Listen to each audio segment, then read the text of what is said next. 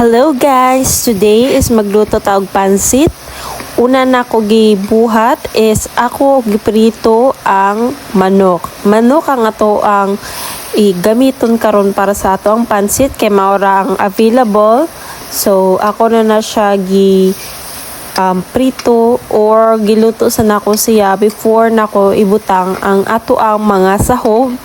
Gamay ra tong sahog kani siya ang atong mga sahog.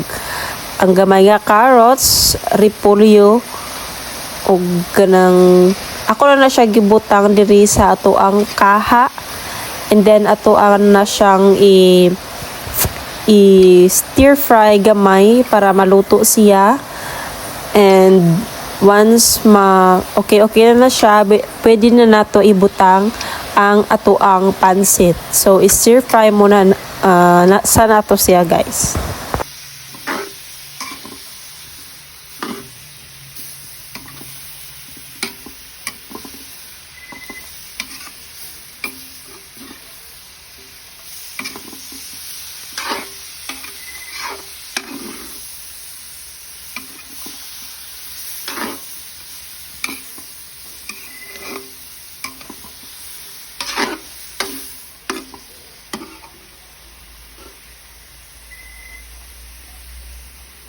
And then ibutang na nato ang ato ang pansit, then after ana ready to eat na siya. Dali na lang gyud kaayo ni siya ang pagluto sa pansit. So mauna ni ang ato ang pansit.